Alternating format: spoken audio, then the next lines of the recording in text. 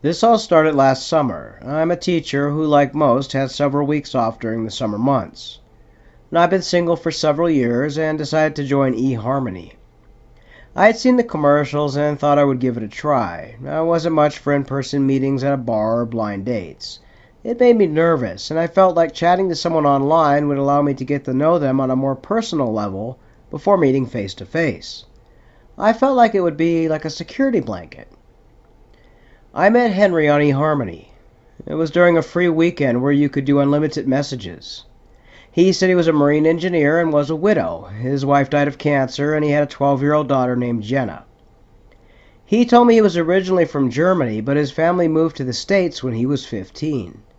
He let me know his parents had both passed, and all he had, after losing his wife, was his daughter. Obviously, I love kids. I'm a 5th grade teacher, so we chatted about how hard it must have been on his daughter to lose her mother at such a young age. He claimed his wife had died 5 years prior. As we messaged, he said he didn't plan on paying for the subscription service to eHarmony when the free trial ran out, and he asked if I had Google Hangouts. Now, I had Gmail, but I wasn't sure how to use Hangouts, but Henry walked me through it. He said we could get to know each other better on Hangouts and not have to worry about how many messages we could send, etc. We moved to Hangouts, and I had seen it had a call feature, so I tried to call Henry, but he refused my call. He said due to being on the work site, he couldn't call right now, but we could voice chat when he was off duty. I told him fair enough, and to message me when he was free. He kept chatting and texting me, though, and I told him to stop. Because if he's too busy working to voice chat, then he's too busy to text, and just call me when he's free. I went on about my day and only received virtual flowers and hearts on Hangouts from Henry, telling me he was, quote, finishing up soon. By this time it was midnight my time, and I was ready for bed. Being a teacher, I'm programmed to wake up early, even on summer break, and I go to bed at a normal hour. I guess it was around 3 in the morning when my Hangouts rang. I didn't hear it, and Henry sent several calls. He then left me messages asking where was I and why I won't pick up his call. The next morning I wrote him stating that I would never be awake in the middle of the night. He told me that due to our time difference, I need to accommodate him. I said, what time difference? He told me he'd lived in Texas and I live in Kansas. We're on the same time zone. That's when he informed me that he was working in the, quote, Irish Middle Sea. I balked at this and thought it sounded a bit like Lord of the Rings. When I asked him which sea, he replied with the Irish Middle. A red flag got thrown up at that one, but I waited for his call and informed him that I would be here now if he wanted to call. He then told me he was shy because of his accent.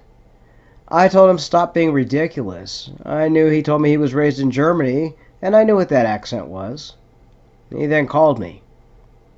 His accent was not German, and when I asked him where he's from, as his accent didn't sound anything like any Germans I've ever known, he said his grandmother helped raise him and she was from Norway, so he has a mix of a German and Norwegian accent. He told me he was taking a, quote, big risk calling me due to the Middle Sea. It's forbidden to call people, he claimed. When I asked where his daughter was when he is in this Middle Sea, he said she's in boarding school in the UK, and once his contract ends, he will come home to Texas. He said his contract was for 6 months, and he just finished his 4th month. I hit the video call button to do a video call, and he refused. He became angry, stating that if he picks up the video call, it would cause the rig to explode, as video calls are forbidden. That was hilarious, and I told him I've never heard of such things so absurd. I told him I was busy and needed to start my day, and I ended the call. Now, I knew something was off, but at the time I knew nothing about these kind of scams and scammers. Later that day, I was having lunch with a friend of mine who happens to originally be from South Africa. She married an American man and migrated here many years ago. And I was telling her about my meeting of this man Henry online. I told her I can't place his accent. He said he's German and Norwegian. My friend asked me to call Henry on voice and let her listen. I called several times and he didn't answer. Then, finally, after 7 attempts, he picked up my call. He said he was resting as he's been working and I disturbed his sleep.